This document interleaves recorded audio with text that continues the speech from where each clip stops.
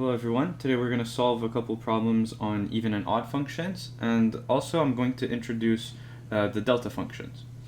So for this, the first problem that I have here, we have to prove the statement that the integral from negative infinity to infinity of some function x squared of t dt is equal to its even part squared plus x of odd squared.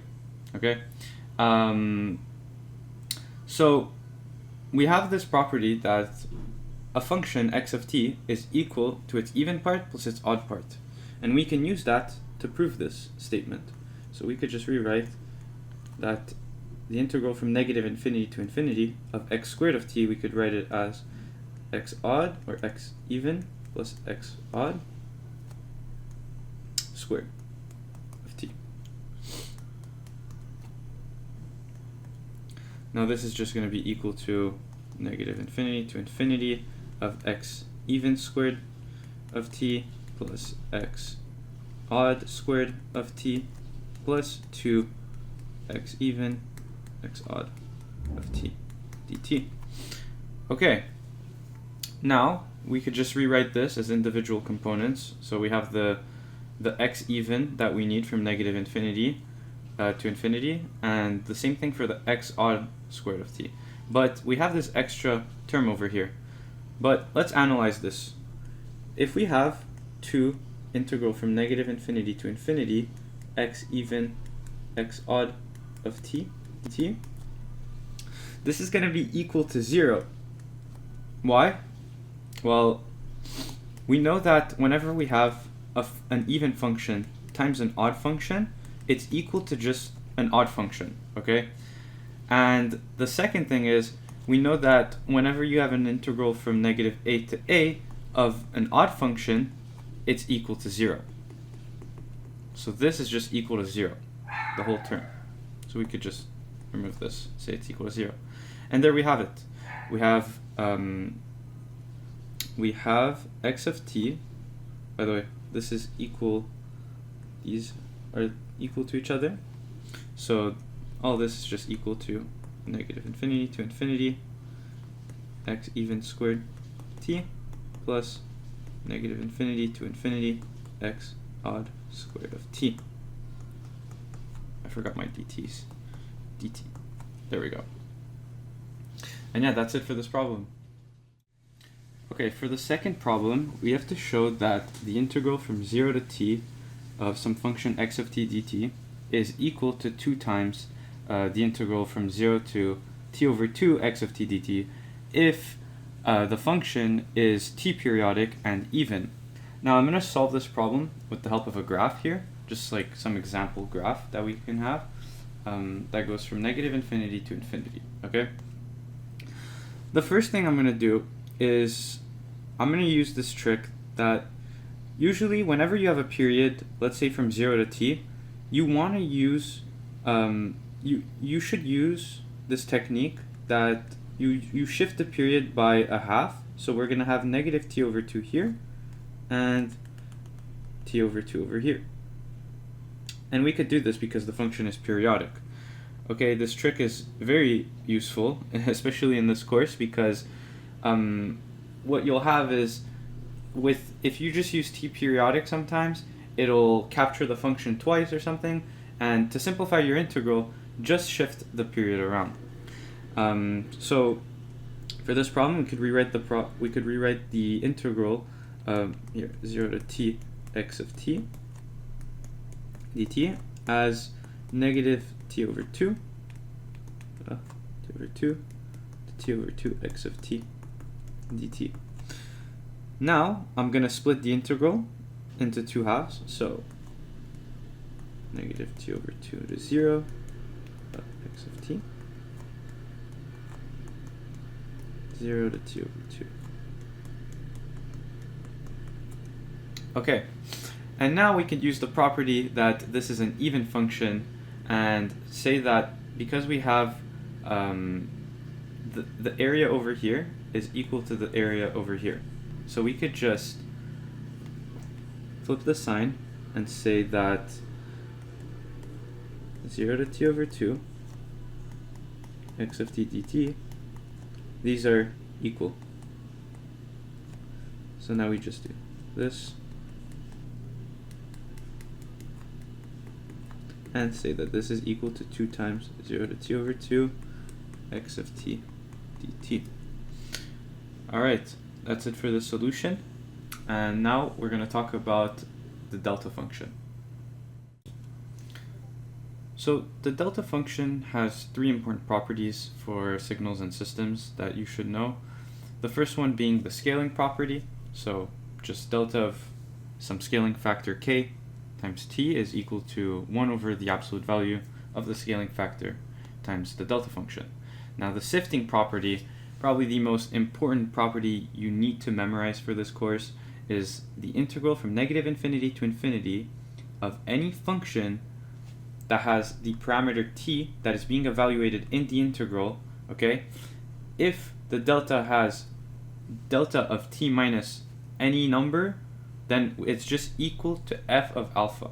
Okay, the reason for that being, if you have a function, let's say that looks like this, I don't know, just like that. Let this be f of t. The delta function is centered at 0.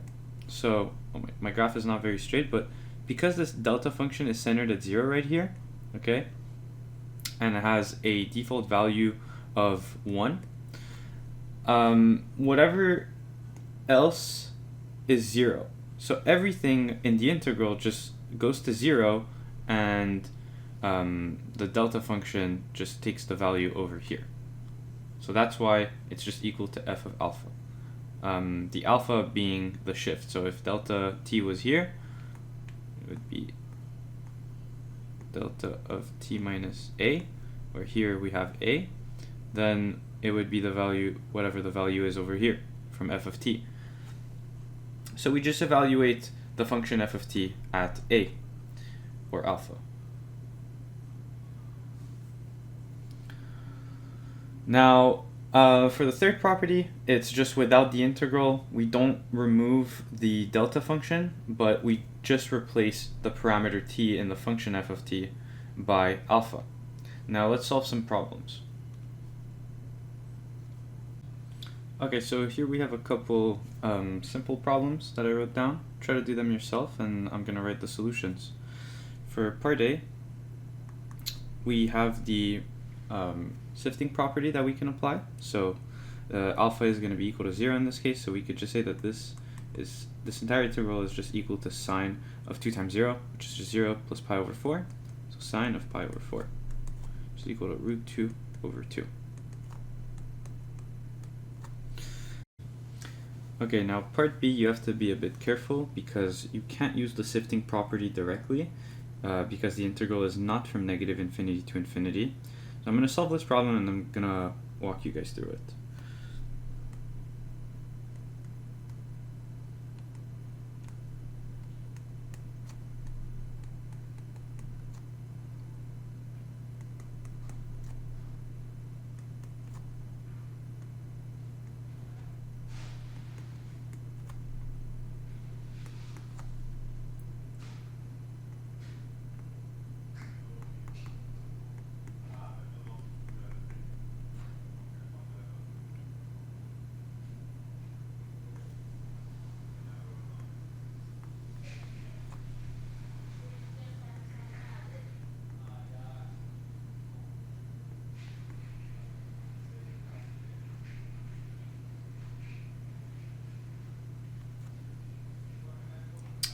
Okay, so for part B, what you have to do is you do what we always did, you find the alpha. So when tau is equal to 0, so tau plus pi equals 0, you see that tau equals -pi.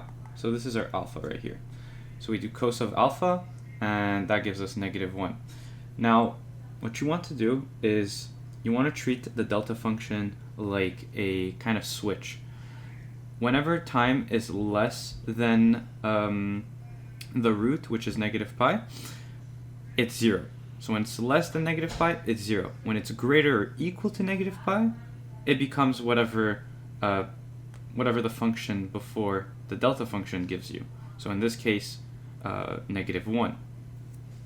Now for those who are more advanced, you can see that we get this kind of graph, and this is equal to the unit function, which we're going to talk about in the next episode.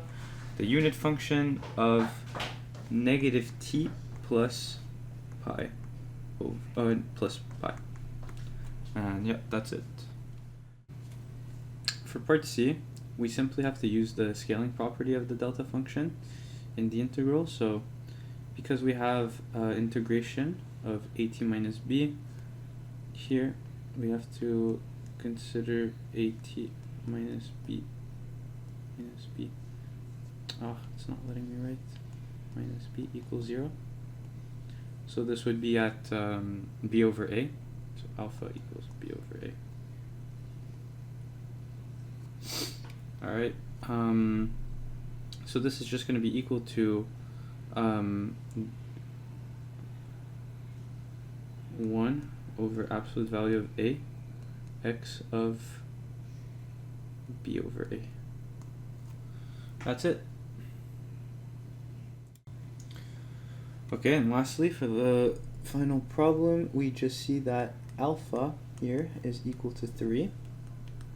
And so we can just plug in the function here, which is our f of tau, and plug alpha with. So we're going to just replace it by f of alpha. So this is going to give us 10. But because the integral is from t plus 1 to infinity, we need to make the piecewise function, and we need to verify the bounds. So we know that the tau is 3 between the bounds t plus 1 and infinity, so you could just simplify this by saying t has to be less than 2 and greater than infinity, or 2 is greater than t and less than infinity, and so this is going to be the bound for the 10. T less than 2 and 0 otherwise. Okay, so that's it for this video. Thank you for watching. And in the next episode, I'm going to talk about unit functions.